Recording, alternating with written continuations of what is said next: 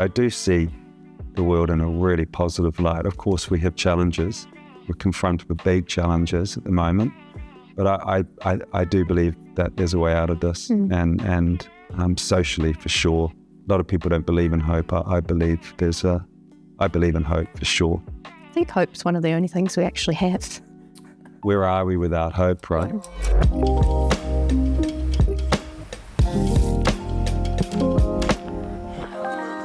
Welcome to the Bountiful Podcast, where we explore what it means to live a bountiful life. Today, we're venturing into the fascinating world of wine and winemaking. If you've been following me for a while, you know that I'm super passionate about wine, and I'm excited to delve into this topic with an expert who has a wealth of knowledge and experience. I'm thrilled to have Sam Harrop join us in the studio today. I've followed Sam online for a while and also used to live on Waiheke Island, where some of his best wine comes from. Sam is a renowned figure in the wine industry. He has a deep understanding of wine, from its technical intricacies to its cultural significance. He is a winemaker, sake samurai, and master of wine, to name just a few of his talents. Sam, welcome to the Bountiful Podcast. Thanks very much for having me. It's a privilege having you here today in central Auckland, New Zealand, a place that holds a special spot in both of our hearts, and it's also known for its vibrant wine culture. Your insights into the world of wine and your commitment to authenticity and diversity are truly inspiring. So let's embark on a bountiful conversation together. Looking forward to it. Thanks. Bit of an abstract question, because I like asking people abstract questions. Can you tell me about how you see the world? How long do you have? That's a tough question. I would probably preface the answer, I should say, by saying I'm no scientist, I'm no anthropologist or no academic. But of course, I mean, environmentally, that's fairly obvious. Just impossible beauty and diversity, although with climate change, it's obviously under threat, which is huge, and I'm not going to get into that. It's above my pay grade. If we look at the other factors, in my mind, when you ask a question like that, I guess socially, spiritually, I find the world a bizarre place, to be honest. I guess it always has been. I find it a place of contrast. So socially, if you like, very tribal. There's and extremes, black and white, right and wrong, rich and poor, smart and stupid. We seem to label, society seems to want to label people on a continuum, and people seem to be boxed into the edges of that continuum. And I think that's a real problem for where we are. If we go back to climate change, we need to, I think, move as a society more towards the centre of those various continuums. Yeah. To give ourselves a chance of solving those problems, and just living a more bountiful life. As a species, as a society, community, we need to protect the cultures that we have created through more collaboration, more communication, more acceptance, as opposed to rejection. Maybe more care.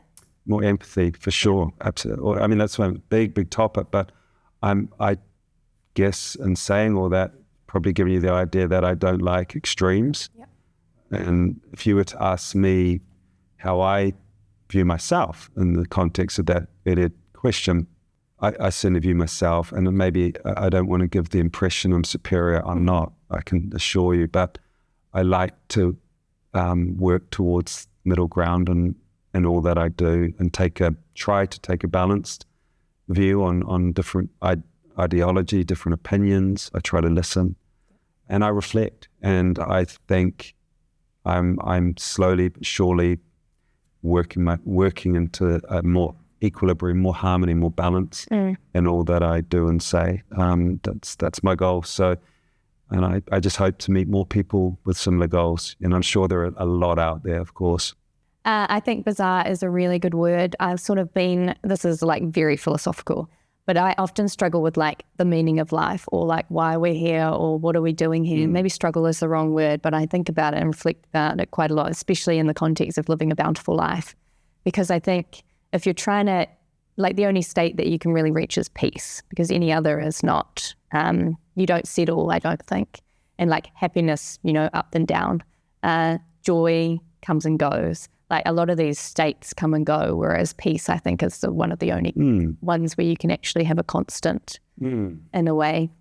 And so I'm like, okay, if you figure yourself out and then you figure out what you're doing in life and then you figure out like your family and friends or whatever your like quadrants or framework for happiness and success is, then what?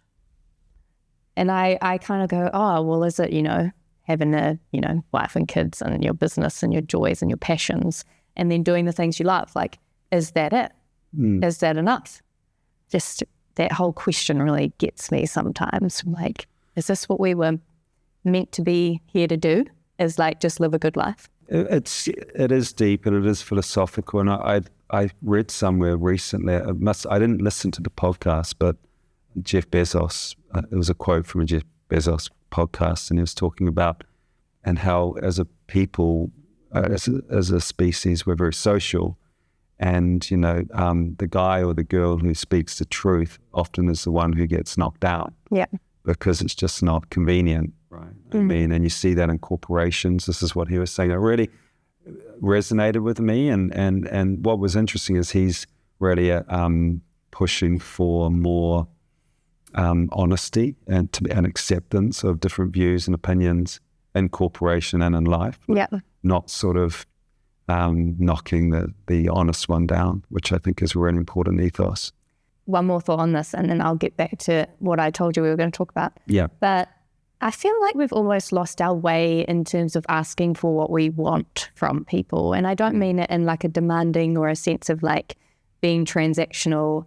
I had a conversation yesterday with someone where I was like, well, if you tell me what brings you joy, I can then focus my efforts on those things for you rather than anything else where you like don't really care about, and then it'll make our conversations and interactions together much more fruitful. But I feel like we've kind of lost the ability in society a little bit to actually speak our minds, hold space for differences of opinion, and then try understand those opinions. And maybe it's because we have less safe spaces, or it's not worth it to like, or we can't be bothered like going into the whole like, why do you have that opinion? Oh, well, my opinion differs. Like, here's my point of view. Like, trying to put it here and, walk around it and be like, oh, okay, I can see where you're coming from. Well, yeah, and linked to that, I guess, I think it's relevant to what you're saying is that, I mean, I personally feel a sense of joy, like I'm sure lots of people do,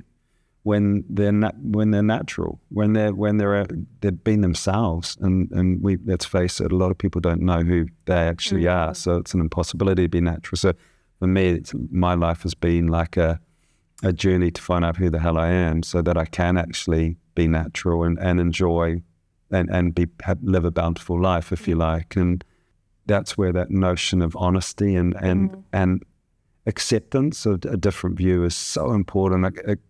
It gives individuals confidence to be themselves, and in turn enjoy the joy and have that much more joy in life as a result. Yeah. But that's awfully philosophical, and which I like. I was told the other day at a wine tasting, I saw a friend, well, not a friend, but an old friend from when I was 10 years old, where we used to holiday up north. I was doing wine tasting years, and he said, "You always were a deep thinker, Sam." Yeah. And I was sort of taken aback, but actually, on reflection, I thought, damn, that's a compliment. Oh. I mean, we need more deep thinkers, We do, yeah. Especially at the moment when the pendulum is swinging back to this, this more sort of dogmatic and partisan sort of world. What does it mean to you to live a bountiful life? We've touched on a few of those points there, and of course, you have to be happy, and that's elusive for most of the population, and elusive for me at times, of course. Bountiful, abundant, rich. That these words come to mind when I hear the word bountiful. It's a beautiful word, by the way. Abundance, packing it all in, living experiences. Being yourself allows you to experience so much more, and developing as a human. Being constantly aware that you are just so far from your peak, from your apex, and working towards that in itself becomes a bountiful sort of experience, I think. It certainly ends up allowing you to live a richer and more abundant life. looking at more practical sense, travel is so important to me to in terms of a bountiful existence. Being in nature, as I've said, I haven't said, but being in nature is really important.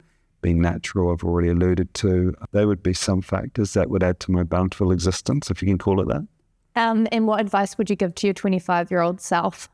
Honestly, I think slow down. You mentioned it earlier. Slow down and don't be so serious. I mean, I started off actually working for Marks and Sparks, Marks and Spencer, the big supermarket chain in the UK, when I was 25 as their winemaker. And I traveled the world for 140 days a year. It was insane. Yeah. Fortunately, I was single and had no kids, but it allowed me to just really pack in huge amount of experience. But I was so damn serious with my job. I never stopped to just absorb the place, the people, the culture, as much as I should have. Of course, you pick it up through osmosis, but just slow down and enjoy. And no one's got a clipboard out there assessing your performance. And in actual fact, you probably do a better job if you do slow down and just reflect and enjoy and experience more. Yeah.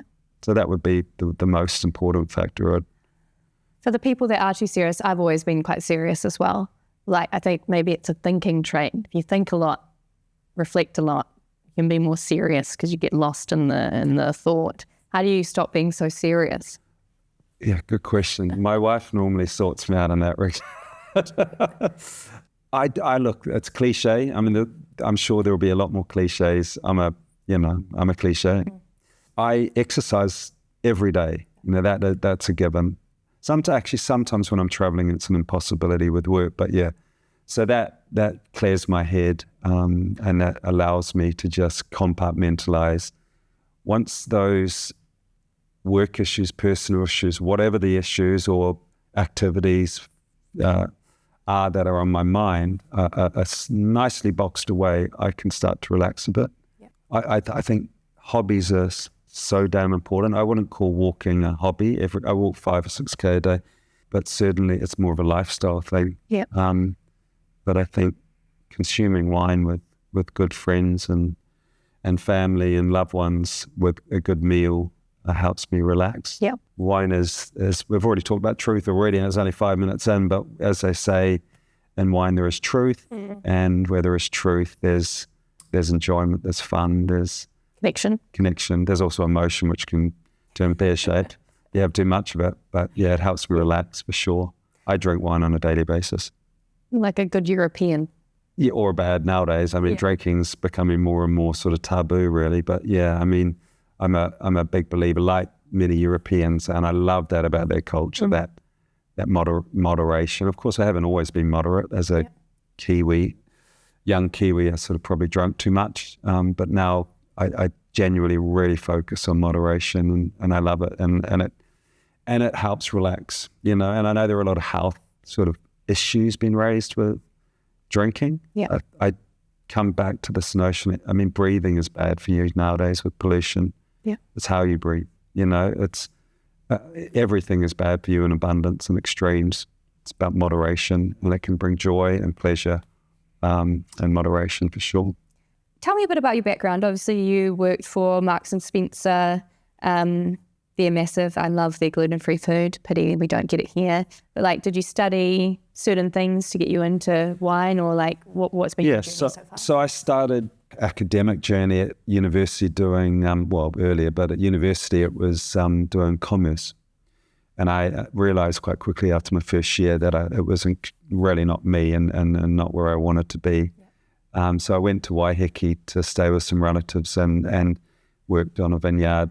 They didn't have any jobs, but I sort of imposed myself upon them and spent the summer in the vines, and pretty much instantly fell in love with wine, and then realized the only way I could study and further that knowledge and create a career in that profession was to go to a university. We only had a postgraduate course at that time in Lincoln University, so I needed to get a degree. I'd finished my Bachelor of Commerce, went to Lincoln, did my postgraduate in winemaking and viticulture, and then, look, I'll keep it really short, but was really fortunate coming into the industry at a time where it was just starting to move in the early 90s, 94. I think I started my first job with Villa Maria as a winemaking cadet, which was a rotational sort of graduate position, if you like, which I don't see those positions anywhere nowadays. I mean, it gave me over 18 months a rotational role going into marketing, sales, winemaking, viticulture, propagation, all sorts of things. Learning the ropes. Yeah, and that very much set the tone for the rest of my career, because I realized I was going to be what I wanted to be was a really, really good generalist, because there are so few of them in the wine industry. There are specialist salespeople, specialist winemakers, specialist viticulturists, but no one that I could see in New Zealand, and very few internationally bridging the gap.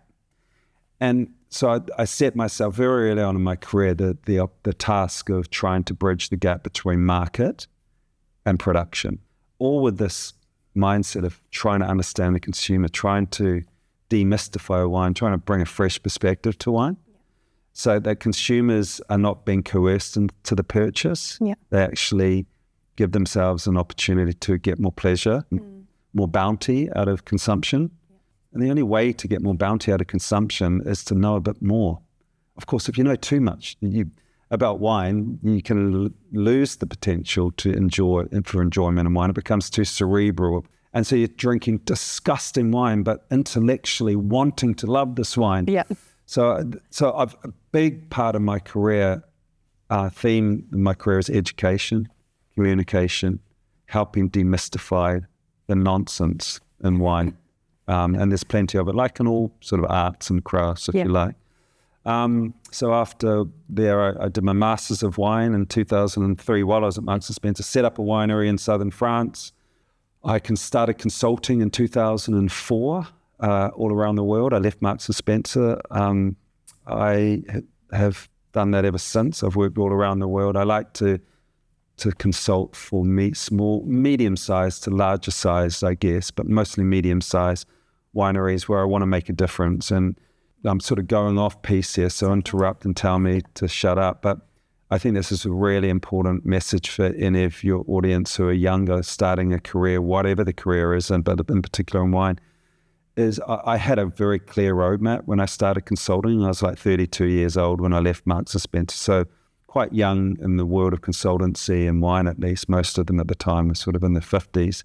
And my roadmap was to only work with wineries, where that I enjoyed and I got on, and I could build strong relationships with the owners and the team. 2 was to work with wineries that were underperforming, both technically and commercially, so I could really add value in that bridging component, bringing the winemaker to the market, bringing the market to the winemaker. And linked to that, a sustainable cause was to be able to make a difference to the communities around that winery. So, I mean, that was when I went. That was one of the main reasons of working with wineries that were underperforming, that had potential to scale, was to help the communities. And a lot of these wine regions, you know, I mean, at the time and still today, they're very remote, and there's a lot of not poverty, but people are struggling. And in some cases, poverty, of course, not a bountiful life for a lot of these people. And I just took it upon myself. That was the roadmap, to make a difference in all that I could do in the consultancy world, not just to the wine, not just to the owner, not just to the staff, but to the community around that winery that would be impacted by the increased disposable income within that community. I think that's really good advice. Yeah, an authentic sort of objective, which is really, it's been like a compass. You just keep on coming back to it. You know, I've had many opportunities in consultancy, high-paying consultancies, that I've said, no, it doesn't fit into my remit here, you know, so thanks, but no thanks. And my criteria for consultancy is changing. It's becoming, perhaps the sustainable agenda is becoming broader, and that's exciting for me, yeah. I did something when I was with my consulting as well for like community building. Is like, one, I wanted to work with the founders. So if you didn't have that buy-in, it's almost impossible to make the impact that you actually want. And then the second one was I would never build a community that I thought was self-interested. Yeah. Because community is about a value exchange between you and the people in the community, and you have to they have to get value from what you're building. Yeah. So obviously there's a business element, But if the business only wanted to invest for selfish reasons, sorry, I can't build your community. Yeah. And I think, just coming back to the criteria, I just had a thought while you're talking about that. It's linked to your comment, is that of authenticity, which has always been at the core of what I try to do. I worked at Marks and Spencer. You might say, well, hardly authentic wine, but believe me, in their own way, certainly when I was, and even more so since I've left, they've tried to make commercial product really authentic. And let's not lose sight that authenticity isn't a notion sort of just for the privileged sort of elite fine wine sector. I mean, it exists on a continuum like everything. Yeah. And there are levels of authenticity, like there are degrees of naturalness, you know. And that's, so trying to push commercial products towards a more authentic sort of standing has always been core to what I do. And I'm really proud of that criteria and what I do. I think it's really important. For the people listening to this or watching this on YouTube, can you clarify a few of the definitions that might help them? So when you talk about like biodynamic or natural, what does that actually mean? Well, I wrote a book in 2012, co-wrote a book with a chap called Dr. Jamie Good, and the book was called Authentic Wine, and there was a real focus on natural and sustainable sort of applications, if you like, or processes. It was a technical book, quite a technical book, trying to make technical concepts within the wine industry accessible. The wine trade globally loved the book because it just simplified a lot of what otherwise would have been very technical and hard to sort of digest concepts. But it's also helped, I think, a lot of consumers, ambitious, adventurous consumers who want to know more. So, of course, a lot of this myth that I was talking about earlier is convenient for growers because it creates an us and them. Yeah. You know, as long as the consumer is in the dark, we can play the whole sort of metaphor card, you know, and that's wonderful. And we're not accountable to what we're saying because the consumer doesn't know anything. But all these terms that you might hear, and fine wines in particular, I think are better looked at under an umbrella of authenticity. Yeah. First, I think the most important one to talk about is sustainability. And sustainability is not just being accredited for, you know, the sustainability protocol that any one governing body or industry governing body might have established. It's an ethos. It's, of course, work towards accreditation, but go beyond that. Once again, sustainability is on a continuum as well. It's not just, shouldn't just be the preserve of the premium, the fine wines that can actually afford to do everything by hand, if you like, and do it without carbon. Mm-hmm. We have to make compromise if we want wine on the shelf. So sustainability is on a continuum as well, but it's essentially making the whole industry sustainable. So there is a future environmentally or socially for the category. In a nutshell, biodynamics is a way of farming, and it is way more, I guess, prescriptive, if you like. The famous philosopher, if you like, Steiner, from I think it's from Austria, came up with a concept of biodynamics, which is not based. There's very little foundation of science within it. It's kind of spooky. Some people say it's sort of witchcraft, but it seems to work. And they spray all sorts of it's a very natural process, using lunar cycles to govern the application and the processing of certain natural compounds. And so organics is a process which, like biodynamics, because biodynamics is an organic process, of course, farming process, but organics is a process whereby you're not allowed to use any synthetic chemicals in the process. So no pesticide, no herbicides. Sustainability, you can use those, but it has to be managed. It has to be managed using integrated pest management processes, so you're not overusing these. Organics, you're not allowed to use herbicides or pesticides. Synthetic chemicals are a no-no. So there's a big question mark around how sustainable organic farming is in certain climates and certain regions where there's heavy disease pressure, much more fossil fuel use, much more application of some of these compounds like copper to combat mildew, end up potentially leaving soils toxic. Yeah. We see that in Bordeaux, in the Entre de Mer at the moment, where they're pulling up vines because there's no demand for their wines, but they're looking at what other crops they can grow. Commercially, at least, there's very few. I think I read a paper the other day, the one crop that seems to be potentially commercial in Bordeaux and Entre de Mer is marijuana, because it actually absorbs copper as well. And but very few other crops can succeed and survive on a commercial scale in this region because of copper toxicity. And the soil would already be like poor in the scheme of things for other crops, because grapes not in the Entre de Mer. It's quite rich, and which is one of the reasons it's the lesser part of Bordeaux, if you like. Yeah, but the best wine regions typically, not always, have very marginal soils, and so you'd be right if it was, we were talking about Pauillac or Saint Julien or regions like that, or Burgundy, but typically very marginal, very. So they're natural. I think most wine professionals would say that natural wine has to be organic, at least, wine made from organic grapes, and it also has to be free from sulfur dioxide, which is a preservative, a very important preservative in winemaking.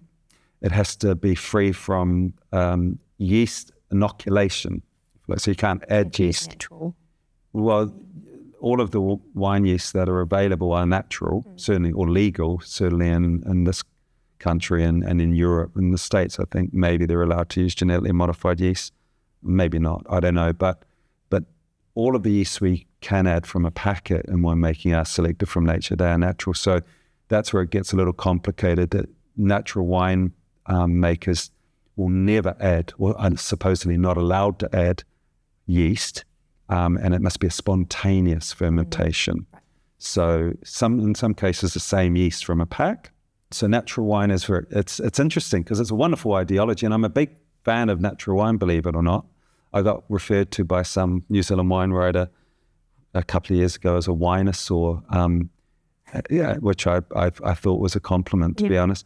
But he in the piece he mentioned my disdain for natural wine, which couldn't be further from the truth. I think natural wine has been hugely important for the wine industry. It's very niche, of course, but these very natural wine, natural is an interesting word because I don't think it's the right word. I think wine is anything but natural, including natural wine, if you like.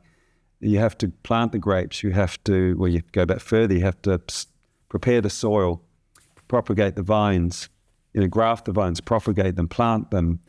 You have to trellis the vines, you have to spray the vines, you have to cut the vines, you have to harvest the grapes. The grapes don't just fall off into the bottle, believe it or not. That's quite an unnatural process. Once again, the continuum. Yeah. On a continuum of naturalness, natural wine is perhaps more natural, a lot more natural than one of these big brands that are sold in the supermarkets. They're much more technical, if you like. In terms of personally, I don't drink natural wines because I find the category quite homogenous. The styles are all quite similar. I don't see a lot of diversity. I love diversity. In fact, I work towards diversity, whatever the category, whatever the segment. However expensive, I want to work to improve diversity of wine. And I see natural wine as being what I call a wine of style, if you like Marlborough. A lot of Marlborough Sauvignon Blanc tastes the same. It's wonderful and it's very successful, but it's a wine of style. It's very hard to see the difference between 3 or 4 growers in a lineup from the same vintage, of Sauvignon Blanc. Natural wine's very similar. Of course, there's different varieties and different colors, and that adds a different angle on the homogenization debate. But there's not as much diversity in natural wine stylistically as we see in what I call the sympathetic group, and that's the final definition I think we should touch on, because we could go on forever and a day. Sympathetic winemaking is a notion that I address in the book, which is borrowed from design and architecture, where in a nutshell it's sort of the the crossroads of intuition and methodology. So it embraces intuition, but it also respects methodology. And so the notion is less is more, but not too little. Right. And natural wine, I think, is more just as little as possible. And it actually rejects science, rejects methodology, sometimes to their detriment from a purely classical, sensorial, qualitative assessment. So ideologically, it's very sound and it's a nice concept, right? But it doesn't always taste good, certainly to me. But each to their own. Everyone's got their own palate, and I will never tell anyone whether they must like a wine or whether they must dislike a wine. These are my views alone. And wine faults is something I really studied hard for the last 12 years. And that pursuit of quality and diversity, and there's just way too many faulty wines out there. And by faulty, I mean wines that have elevated volatile acidity levels, elevated volatile sulfur compounds. So if you imagine the flavor of garlic or onion, you might see that in certain wines that have been bottled too young or without enough oxygen, or the yeasts haven't been given enough food, if you like, or nutrients during their fermentation. They produce what we call volatile sulfur compounds that produce these sort of eggy, garlicky, vegetable, cabbagey notes, onion notes, which some people like. And people who like natural wine clearly like them. And I must admit, I love garlic in my cooking, so I just don't like them in my wine because I love fruit in wine. I want to taste fruit. No matter how young or how old the wine is, I want to taste fruit, because that's what makes the wine special to me, where the fruit came, what the fruit is, what condition it was, what the vintage was, how the fruit was at harvest. I think that's what I work to celebrate in my winemaking. So can you tell me about your winemaking ideology? Yes, I'll give it a go in 5 minutes or less. I've mentioned already this notion of sympathetic winemaking, where intuition and methodology meet. So only intervening when you have to. This isn't the preserve of fine wine. You can do this on commercial wine. I make wine. I consult to a winery in Ucles, which is just southeast of Madrid. The wines actually they sell in New Zealand, sell all around the world, called Mesta. It's an organic estate, 1,000 hectares. And the wine sells for sort of like, I think it's $18 a bottle. So it's commercial, organic Tempranillo. And we make the wine in a sympathetic way, believe it or not. We make 4 or 5 million bottles of this stuff. Of course, every region is different. Every wine style is different. Every winemaker, brand holder wants a different thing. Across all of them, I try to listen to the market when I'm giving advice. I try to understand the market. And that's not easy. But so many winemakers around the world, even in the greatest wineries in the world, don't listen, don't want to know about what the market wants. Of course, many of them want to know what the top journalist wants, so that they might get 100 points. But the journalist isn't the market. In fact, the journalist can influence the market, but we all have a different palate. And one journalist's view, wanting big, alcoholic, ripe, oaky, rich styles, is valid for a segment, a part of the market, but certainly not the entire market. And we're seeing that all right now, actually. There was an amazing journalist, wine writer, critic called Robert Parker, who some of your viewers will, or your audience will know of. He changed the face of wine. He was incredible for the wine market. He's a bit of a divisive figure to many, a bit like natural wine. People like to sort of criticize him for his work, but he created a new generation of consumers and a new love for wine, and created a lot of value for struggling wine regions. And I think he deserves a knighthood. If the US had those things, he would certainly get one.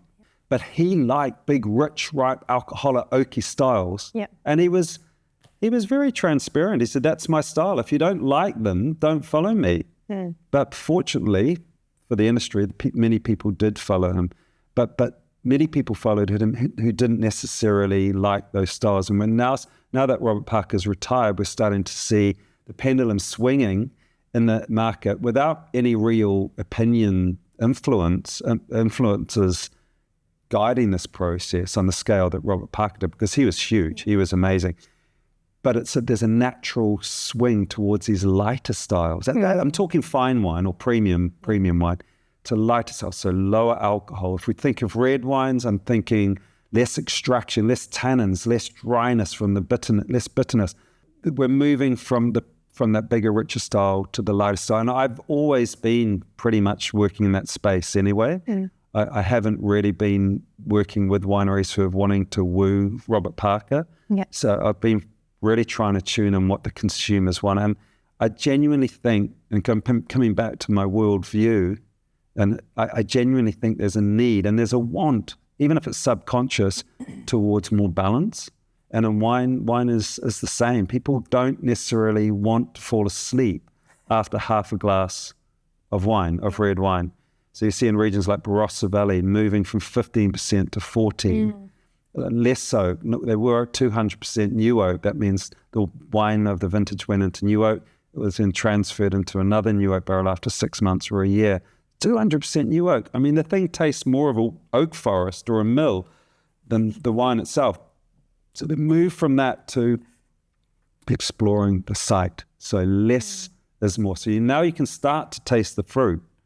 And now you can see more diversity in wine style. And that's to answer your question, and I've taken a long road to get there, my ideology is less is more. I want to explore site. 90% of the wines I work on, I want to explore site, because that is where the rich seam of diversity, which is the wine category needs for a long-term future, diversity. Otherwise, we're just a commodity. And, commodities come and go. And we've seen that in the wine category.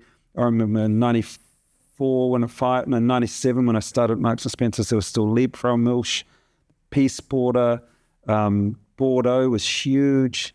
And these wines all tasted the same. They were commodities, and they were bag commodities at that.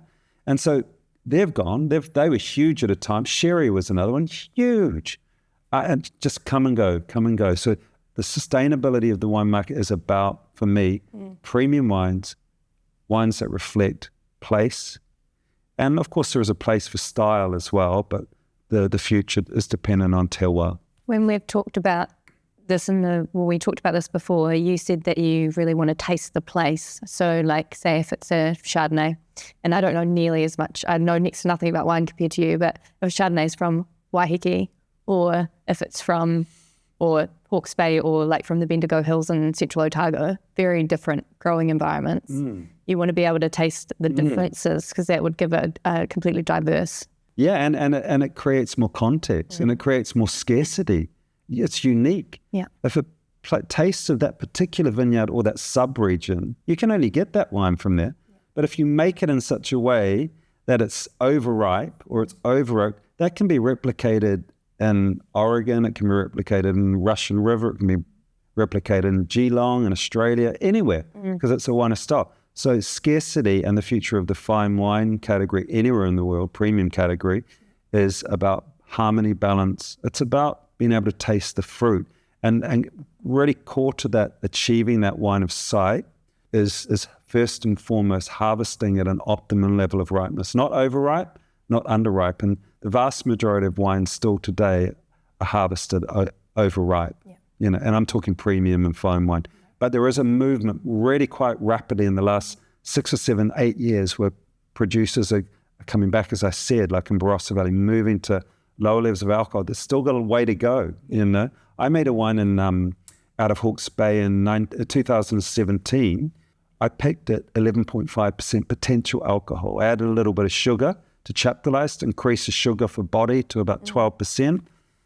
But there's no greenness. There's no austerity. I mean, the wine is still 6 years on, as fresh as a daisy, but getting better and better as it ages, and it's still well off its apex. And I learned a lot from my time in Europe. I visited a lot of great estates when I was working for Marks & Spencer's, and I was privileged to try old wines from the Loire Valley. I tried a 1945 Cabernet Franc, for example, and a 1967 Chateau Parma, and many, many other very old wines. And there was a theme amongst all of them, wherever they're from, Greece or Rioja or Loire or Bordeaux, Burgundy. They were all much lower in alcohol. In fact, most of them were below 12 degrees, so, from the 60s, 50s, 60s, 70s. Yeah. And these wines were just, after 30, 40 years, just remarkable, so fresh. Fresher than some wines on the market today, premium wines on the market today that are 2-3 years old. That's a bit of that. Let's go back to the future, right? To define, look back to those processes to define the way forward. And certainly that's coming back to my ideology. I've always been in that space. I've always looked to the past.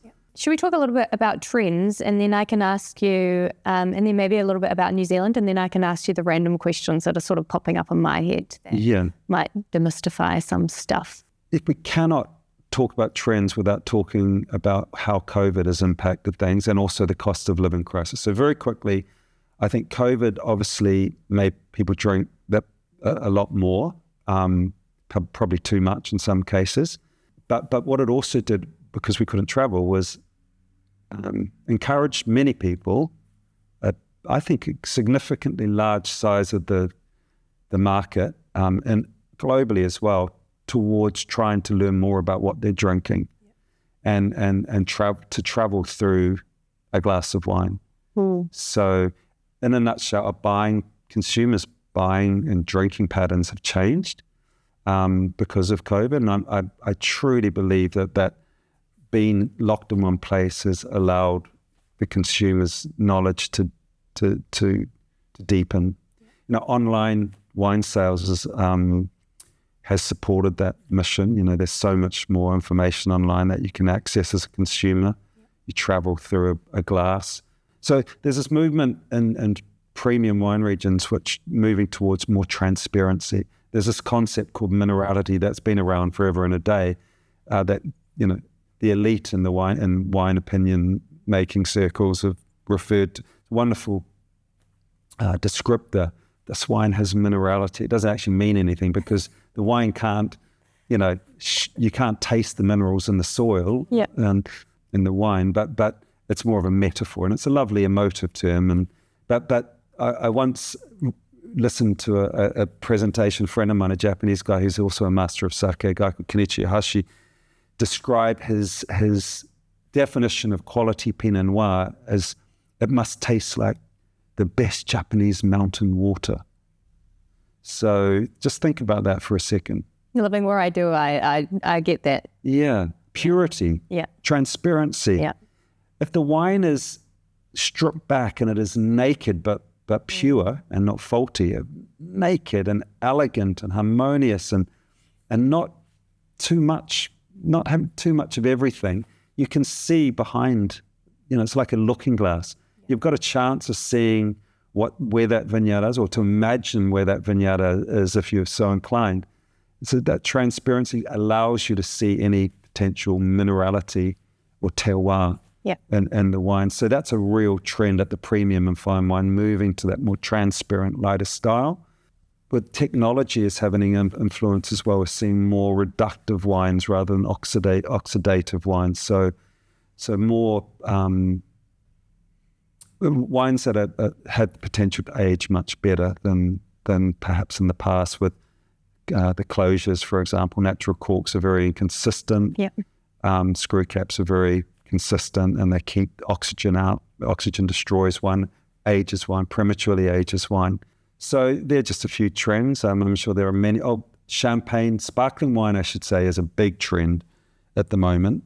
In fact, one of the few categories that is actually globally is increasing. So I don't know why, but maybe it's linked to just wine becoming more of an experiential sort of consumption, those consumption patterns. It's celebration. It's not just every day of the week. It's that need a reason. So sparkling wine, so we're starting to see the emergence of Charmat methods, so not necessarily method champenois, but Charmat methods, which is tank fermentation to retain the CO2 coming from other regions outside of Champagne and Prosecco. Prosecco, I know, right? Well, Champagne's become way too expensive for most of us, mere mortals. So low alcohol is, they say, is a trend. I mean, it's still coming from a very, very low base, low or no, as they say. No alcohol? No alcohol. No, I'm not a big fan of that.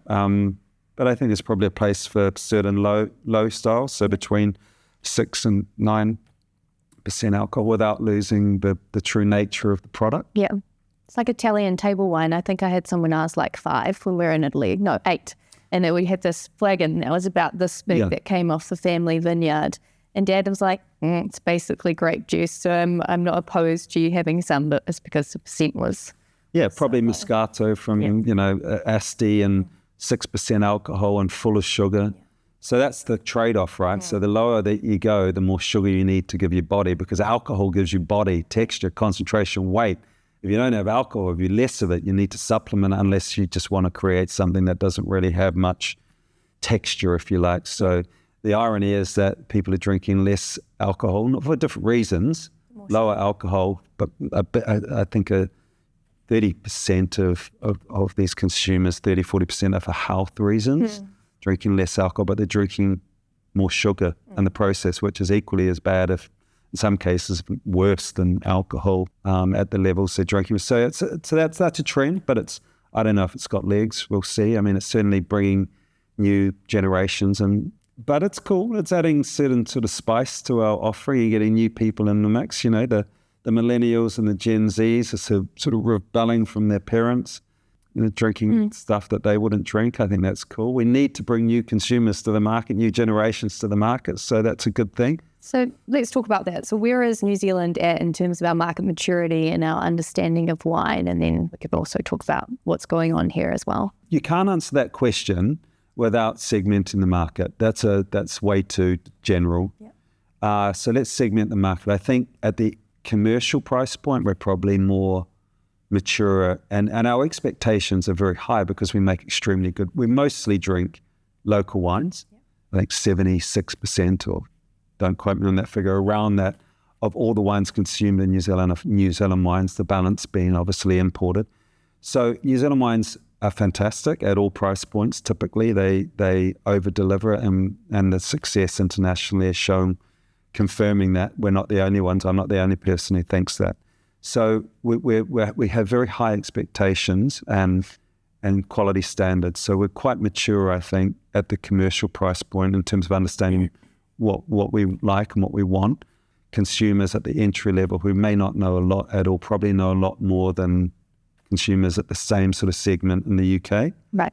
Both segments, arguably, many of them are just drinking for the effect, the sensory effect, not particularly interested in the context and the ideology behind the wine. Story. Pleasure, maybe the taste, but primarily just the alcohol. Mm-hmm. But to come back to the question, another way of assessing our maturity is the per capita consumption. So I think in New Zealand, we consume around 8.5 litres of wine per annum per capita, 8.5 litres per annum per capita. And to give you a reference point, France might be 27, I think. These are general numbers, so they're changing all the time. The UK is 13 or 14 litres. But keep in mind, we're in decline. This is the lowest amount per capita New Zealand has consumed in the last 10 years, I think, or second to lowest level. So we're in decline. So that would suggest we're becoming less mature, or more mature in terms of what we're drinking. And I like to look at it in that regard. I think the real area where we're lacking as a country, if we compare the likes to Japan, UK, and other producing regions like France, Spain, Portugal, et cetera, is in the premium and fine wine categories. We're not drinking enough premium, expensive wines. Of course, all around the world in this cost of living crisis, the premium wines consumption is going up. As I said, so we're drinking better quality, but we're drinking less of it. I don't know if we're doing that quite to the same extent in New Zealand. I think we need to do more of it. I think there's New Zealand makes some of the greatest wines in the world in that fine wine category. There's no question in my mind. Our potential is enormous. We're sitting on a gold mine when it comes to the climate, the soil, the aspect, all these factors that make great terroir. We have it in abundance. Climate change isn't impacting us as much. I have a question on this. So fine wine doesn't necessarily have to be expensive, right? Well, everyone has premium wine. Everyone has a different definition. This is why I've been using the two interchangeably in a sense. Fine wine, to me at least, is a separate category where there's a secondary market. By that I mean you can auction that wine and gain a return on your investment.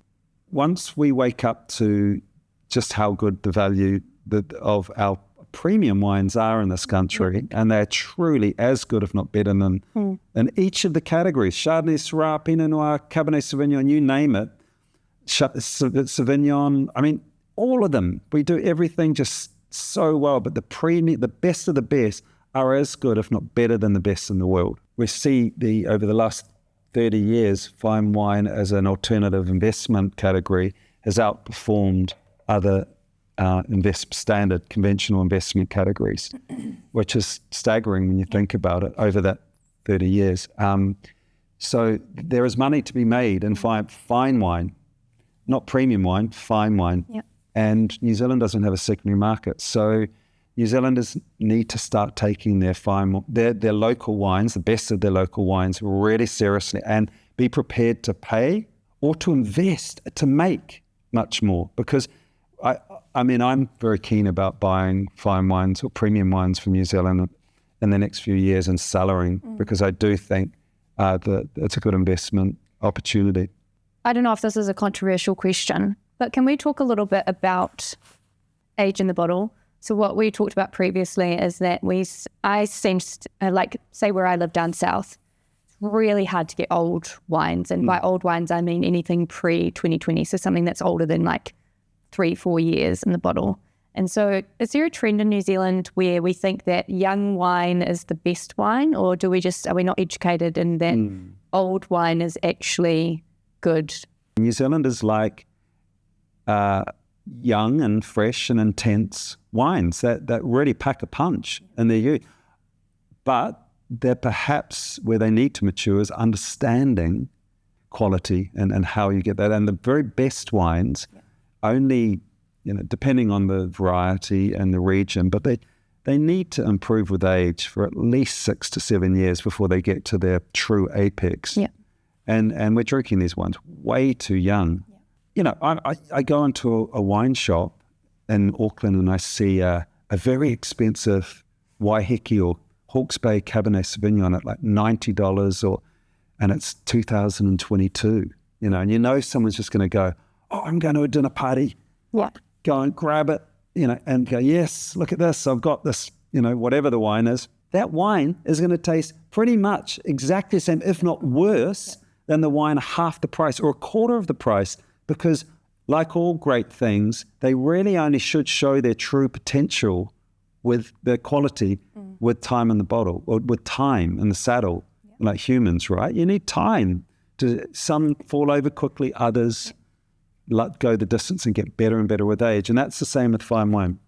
I don't know if it's possible to be this like black and white, for lack of a better term, but are there certain varieties that drink better young and certain varieties that drink better with a bit of age on them in a New Zealand context? Yeah, I think, if you look at Sauvignon Blanc, that's a huge percentage of the total production of New Zealand. I think it's more close to 70% or 65% of all New Zealand wine is Sauvignon Blanc.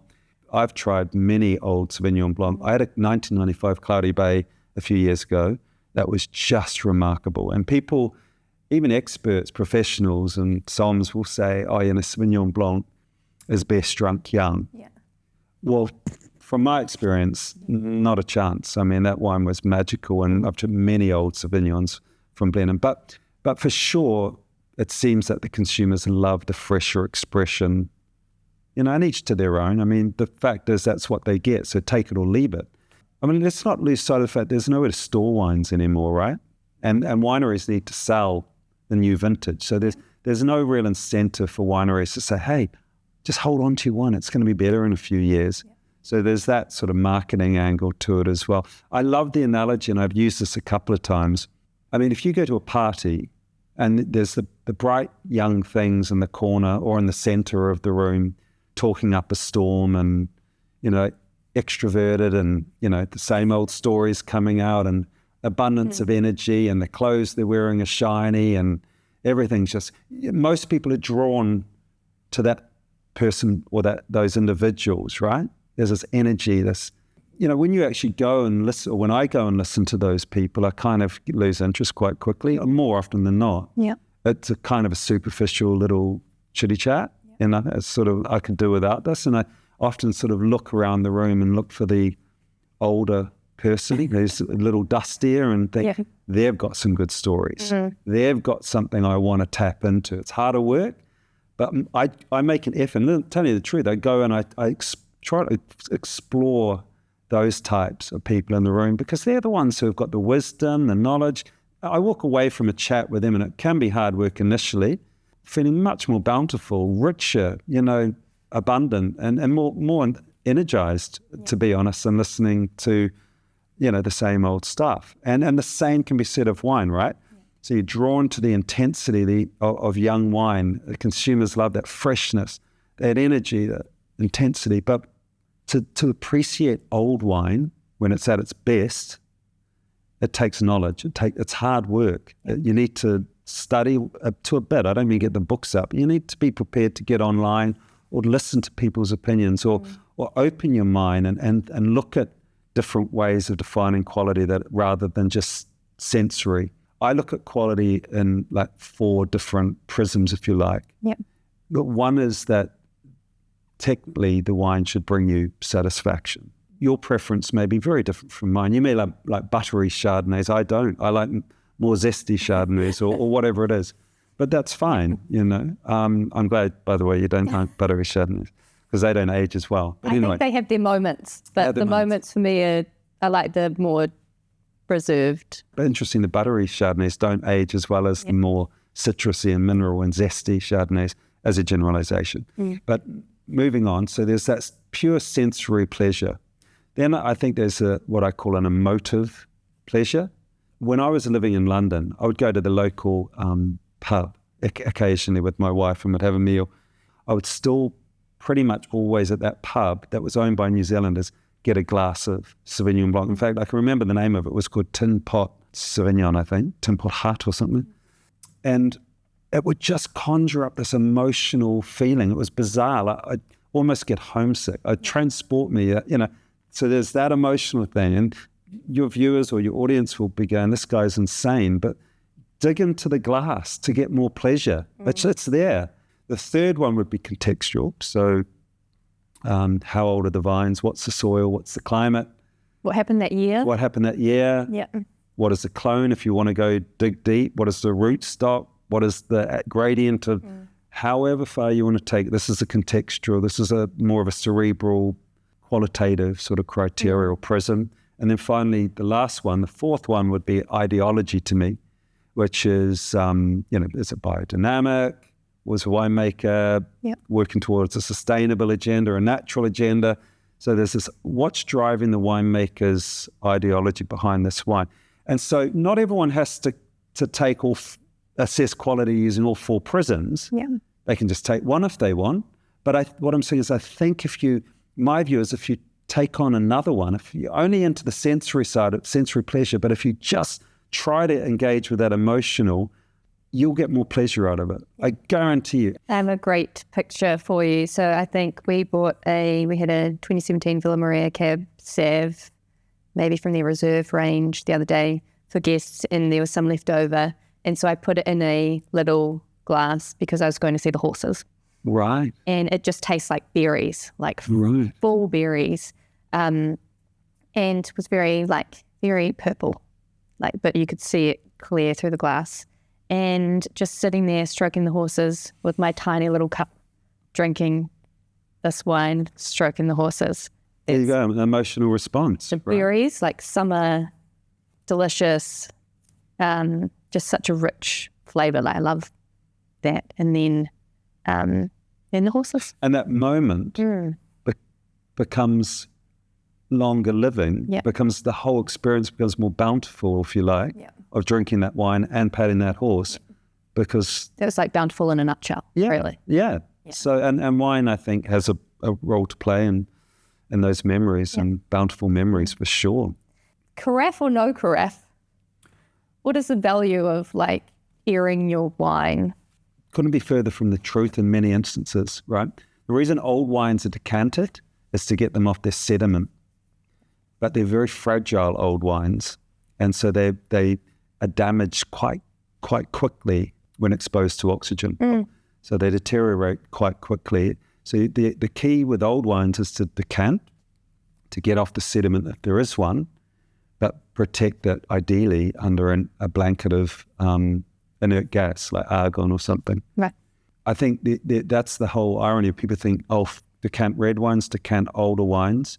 But in actual fact, I think we should be decanting many younger wines, both white and red. I mean, the number of Chardonnays, for example, in this country, all around the world, premium Chardonnays that are flinty and that smell of match, when you light a match and you blow it out and then you smell that phosphorus or whatever it is, that fresh gunflint aroma, you see it in a lot of premium Chardonnays that are too young. Yeah. That's a reductive character. It's a nice, evocative character, but it dominates. And to get more balance, more complexity in that young wine, if you decant it, those volatile sulfur compounds will blow off to a point, not all, but fruit will emerge as a result. And so so younger wines, red or white, at a premium level, especially with screw cap, will definitely, most of them, not all, but most of them benefit from decanting, 100%. And older wines, be careful, They're the concept of, I'll decant this 20-year-old wine 2 days before the guests arrived. I mean, forget it. It's, I tend to just pour out of the bottle, older wines nowadays, but I keep it upright for an extended period so I know the sediment's down. It's very careful when I pour it. Right. Another myth or interesting point is, in order to make wine, you have to have your own grapes or vineyard. Yeah, that is a myth. I mean, the vast majority of wines, and if we go to one of the most famous wine regions in the world, Champagne, I mean, those domains, like Moet, Veuve Clicquot, Taittinger, all of those great names, I mean, they own a fraction of the vineyards that they use for their production. So I think roughly it's something like between 10 and 20% of those for the big brands in Champagne, of the fruit going into those wines come from their own vineyards. So they're buying from lots of growers anyway. And Burgundy, I mean, many winemakers are buying fruit or leasing vineyards and farming that fruit. So some of the greatest wines in the world are made from producers who don't own the vineyards. Yep. They just don't necessarily tell you that they don't own the vineyards. Do you think that matters? I don't think it matters at all. I mean, I think what's important is that the winemaker knows at the very least, what's going on with the farming of that vineyard. Yeah. Okay, one more tricky myth-busting question. Years and years ago, in San Francisco, where I used to live, my ex-employer and I stumbled across this restaurant, had a sommelier, and for some reason it was champagne night, and so we were the only ones there, and so we just, I think he was bored, so then he just poured all the champagne and we drank it. But he told us, he was like, did you know that the champagne flute is a myth, and that you're actually not meant to drink champagne from a flute? What's your thoughts on this? Well, I agree. I mean, I occasionally will drink champagne out of a flute intentionally when it's a ceremonial or a celebratory sort of situation, because I think that's a traditional, that's the glass, but it certainly doesn't improve or maximize the sensory sort of pleasure. It doesn't maximize the bounty within that glass. I mean, champagne's my desert island wine, so it doesn't hang around in the glass very long. The notion of it going flatter in a glass that's got more surface area doesn't bother me, because it's gone within a few minutes. Yeah, down the head. Down that. Yeah. But so that is a myth, and but once again, the ritual side of it I think is important, and I think we need to retain ritual, and we need to retain ceremony, and I think ritual makes that process of drinking the wine special. Yeah. We do have two of your wines here. We'd be remiss not to talk about your wines. And I don't know, we've talked a lot about your winemaking, probably go on forever, but do you want to tell me anything about these wines, like how you made them or when they come from or what you were thinking about at the time? So I moved back from New Zealand in 2013 with my wife. We moved to Waiheke Island, a beautiful paradise. While I was on Waiheke, I wanted to use the opportunity to experiment. I felt an obligation as a professional to put my money where my mouth is. Yeah. And that is essentially what I've done with these wines. I produce anywhere between 8,000 bottles a year to 2,000 bottles. It's folly, it's insane. I lose money on it. Yeah. But the whole ethos is to make the best quality wines. And I wanted to explore the potential of Waiheke in these wines. Waiheke is famous for winemaking in New Zealand, probably more because of tourism and the place that it is, the natural place that it is. And the views. And the views. Yeah. You go sit there and drink the wine. Well, exactly. Everything tastes better in the sunshine, right? Yeah. But I think it's perhaps been a little overhyped in the past, and I want to just see how good. Certainly initially it started off with the Chardonnay program. How good can the Chardonnay be? So I really dialed it back, made a naked style of Chardonnay, made them big barrels, fermented in big barrels, not so much new oak, very reductive winemaking, and made my first vintage was 2013, Chardonnay from a vineyard in front of Cable Bay. And I had a bottle the other day, 10 years later, remarkable, still so fresh. I got actually a text from another winemaker who had it the same day saying, Sam, this is just incredible. Yeah. But of course, in its youth, it was very linear and tight and perhaps uninteresting. And so, but the process was also a marketing one. It wasn't just winemaking. I wanted to communicate to my consumers the importance of holding on to these wines and waiting to the apex to maximize the bounty of the experience. So started with Waiheke and then moved to Hawke's Bay with this label, which is called Grand Amateur. My top cuvee is called Sedalian. It comes from Waiheke. But yeah, the Grand Amateur is the Hawke's Bay region.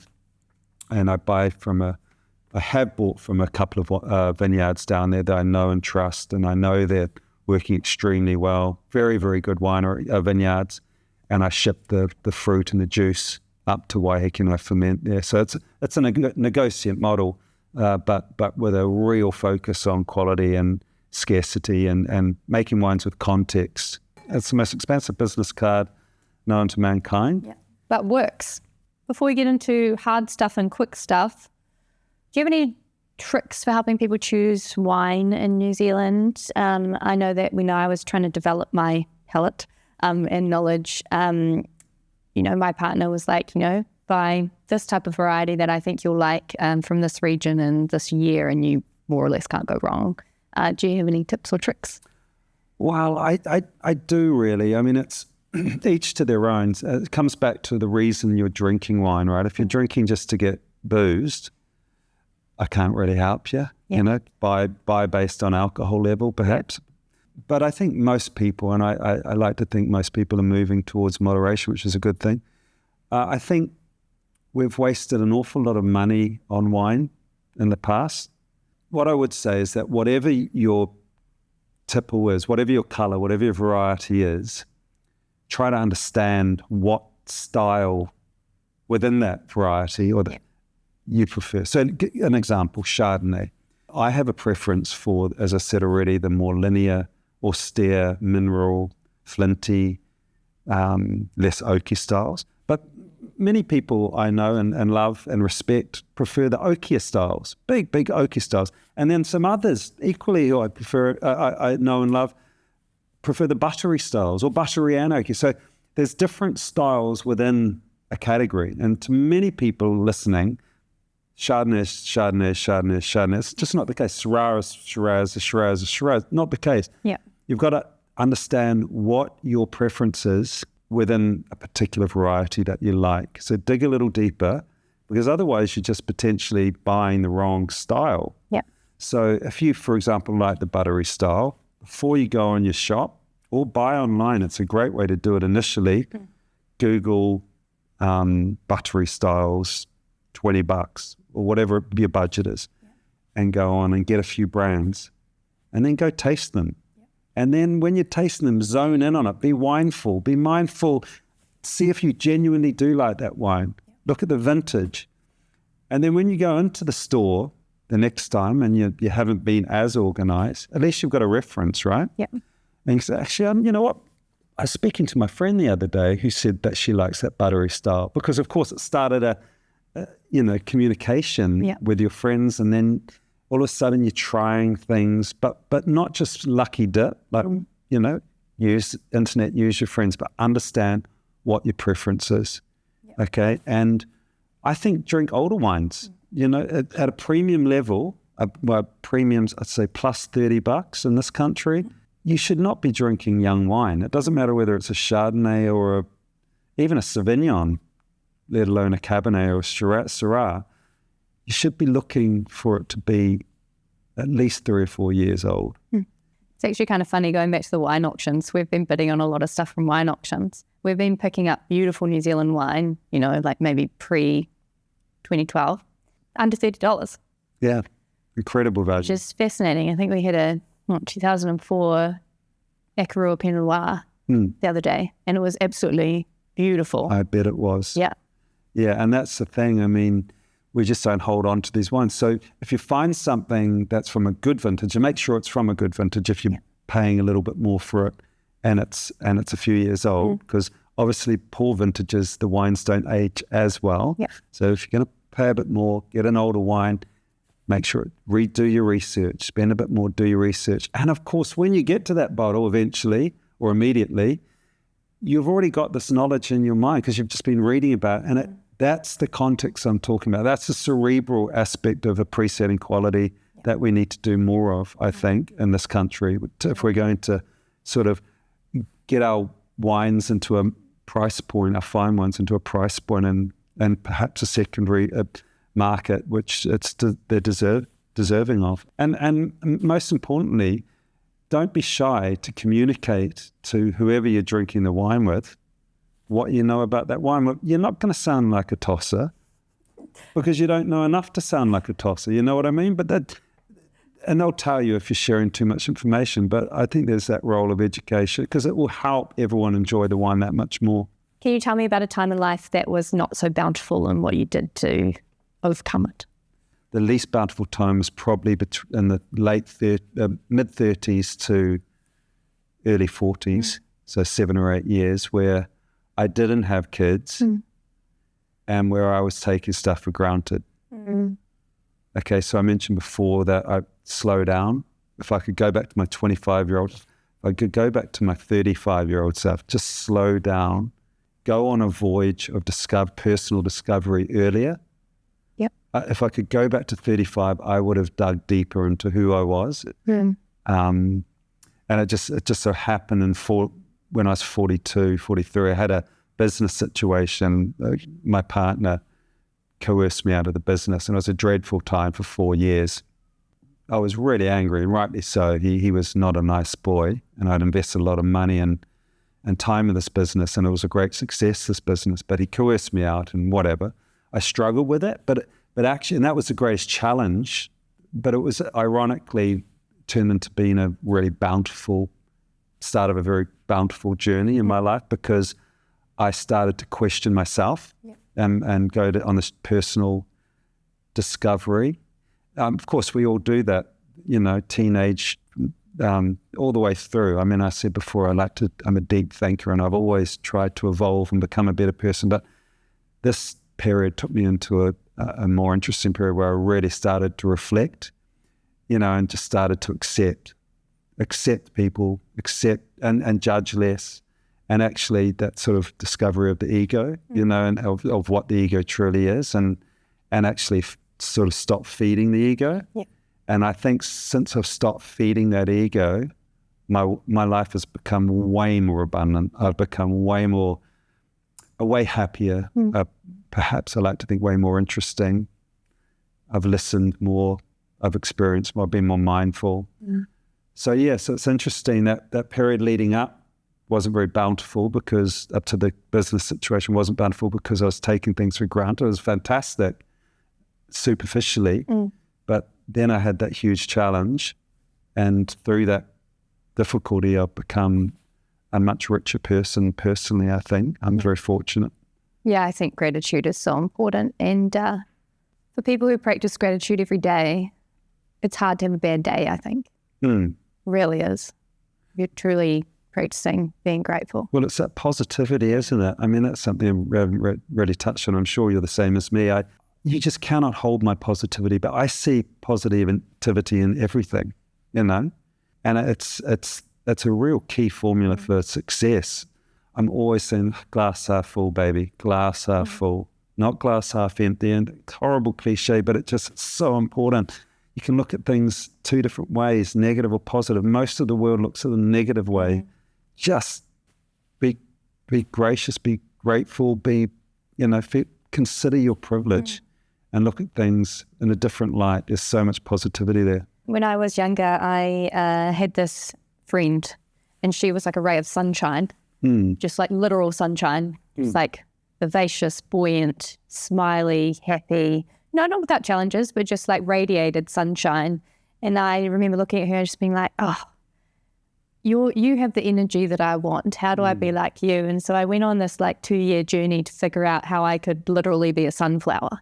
And that was my like visualization technique of like, okay, what do I need to do to be a sunflower so that if people interact with me when I'm not being serious, whether they're like an Uber driver or, serving me wine at a bar or someone I'm doing business with or like my family, they're like, oh, wow, like that is some like, sunflower energy you've got going on. And I think that like visualization technique was super helpful for me to actually like be able to figure out how to embody the energy that I wanted to like give off to the world. I get the feeling you've had, like anyone who's lived, challenges, and I've certainly had plenty of them, and I can relate to what you're saying and many of the things you said. And I think for me, the challenges of life provide the perspective and if you're open to it, the reflection that then gives you these realizations that turn you into a sunflower.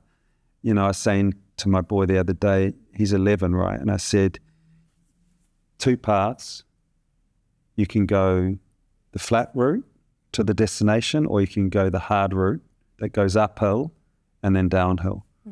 Which route would you go for? And he said, well, Dad, after today, because this is linked to an experience he had at basketball camp, he said, after today, I would go the hard route. And I was thinking about it. For me, that you only get that perspective if you put yourself under pressure. And then when you're looking down, and looking back, and if you're prepared to make a change, life can be just so much more joyous. There's no two ways about it. Totally. So, and it's like whole cliche: fail early, fail heavy, or just look in the mirror. Yeah, get back up, resilience, all these cliches, but they're so damn important. Yeah, they really are. Okay, it's time for the quick fire round. In your opinion, what is your most underrated fruit or vegetable? You can't say grapes. No, I don't think that's underrated at all.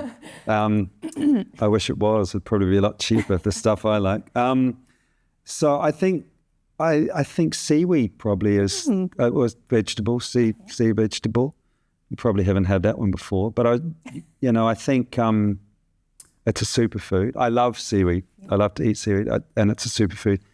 And importantly, it's got the potential, if people collaborate and grow more and support it more, to help the climate crisis. So it's obviously a carbon sink. It can help with the cow burping problems, the methane problems. You can replace pink bats like house irrigation, not irrigation. What is it called? Insulation, that one. And as I said, it's a superfood. Yeah. And it's rich in iodine, which we don't have naturally. So, which is an important mineral. So, and there's probably a million other things, but that seaweed is my thing. The type of seaweed I like the best, it's a little dish called, it's a wakame salad. You would have had it with your monk. Yeah. So it's the type of seaweed, but the shoots of the seaweed cut into thin strips, very bright green color. It's slippery. It's very bizarre texture with sesame seed, rice vinegar, soy sauce, all sorts. But for me, it's just the most. I mean, you find it in all sorts of Japanese restaurants around the world. I just adore that dish so much. Not for everyone. This might not apply, but what's your favorite cocktail? I do like. My wife is not a big wine drinker anymore. Right. She's into cocktails, so I am forced to drink the occasional cocktail. Forced. But I don't have one favorite cocktail. It's more of a seasonal thing. I got a couple, but At the moment, we're drinking, I'm drinking occasionally, not every night, blood orange chili margarita. Nice. And I never really liked tequila. Yeah. But I'm starting to like it with this blood orange. I don't like it so much with lemon. Yep. Or lime, sorry. But so that'd be it. We tried that first at a restaurant in Greyland. But Negroni would be my winter cocktail, I think. Yep. I like that one too. Worst meal your parents ever made you eat? No question, kidney. And they're probably quite big kidney too. The little ones are a little sweeter, aren't they? But I've been forced into having some of those smaller ones recently in Spain, which I can just about stomach. But the bigger kidney, I can't do. And they used to sell it to us as magic meat, which got us interested. And, it's a magic meat. It'll make you strong like Popeye, So, yeah, we were forced to eat that occasionally. Yeah. No, thank you. No, thank you. Most spontaneous thing you've ever done? This is an interesting one. You're going to laugh at this. Okay. I proposed to my wife. It was very spontaneous in front of a dead porpoise. Oh, okay. Interesting. Yeah, very spontaneous too. I had no intention to, but I don't know why. But the moment overtook me. Yeah, there you go. Yeah, there you go. By the way, I don't think she was that impressed. Oh, she said yes, so. Well, she did, but she made me move further down the beach to do it again. Yeah. Biggest challenge you've had to overcome? I think I touched on that business situation, but in the end, the challenge turned into a blessing and, changed my life. What is your word for the year ahead? The word is breathe. Okay. I don't know about you, but I've found post-COVID, especially and I've talked to a lot of people who feel the same, the world seems to be spinning faster on its axis, and I just think it's not getting any less busier for me at least, and I just need to take those moments between the madness and breathe. And I'm, interesting enough, I'm doing more breathing exercises too. So metaphorically, but also actually breathe, focus on breathing. There's a lot of science in that too. Yeah. What are you most proud of? I'm not going to use the cliche this time. Most people would say my kids and family, but I think I'm really super proud of leaving the corporation at 32 without a job, gave up waiting to be poached and just left spontaneously and managed to carve a successful career in business just with resilience, attitude, energy. So I think that's something I tend to celebrate personally. I think that's something to be proud of. Last question is, what's the dream going forward? It's interesting. I don't really personally have dreams. I mean, I'm just same as usual, more of the same, really, same as usual. I'm pretty lucky, very privileged. But I have a dream for the world. I don't know about you, but I am fed up with all these lies. There's all this Trumpian nonsense and media. I just honestly, I don't know how people can be held accountable for their actions, which is good. If they do something bad, they should be held accountable for that and suffer the consequences. But people can say stuff. Freedom of speech, it's okay. You can damage people, you can hurt people with your words and walk away, right? And I just hope that someone finds some kind of mechanism to hold people, to public figures as well, speaking on a public stage, to hold them accountable for their words that hurt people. That would be my dream. And it's a bit heavy, but I mean, there's a lot of nonsense out there that just doesn't need to be said. Yeah, it's not doing anyone any good. Kind of need to flip it, right? Less bullshit needs to be said, and more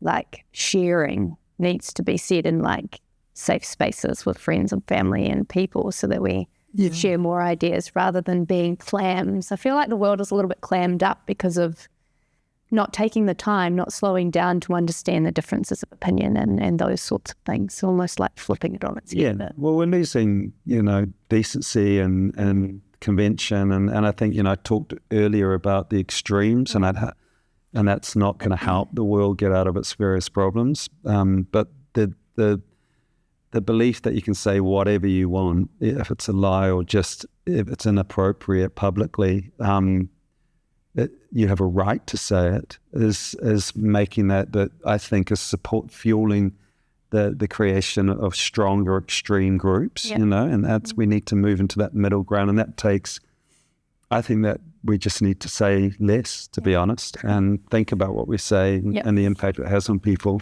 before we say it. Especially those with public completely voices, as you've kind of alluded to. Completely. Right. Sam, it's been an absolute privilege having you on the Bountiful Podcast. Your wealth of knowledge and insights, and also your philosophical nature, has really been an enriching conversation, and I'm sure the Bountiful audience will have really enjoyed the meandering that we've been on today. So thanks for sharing your passion and your experiences with our audience.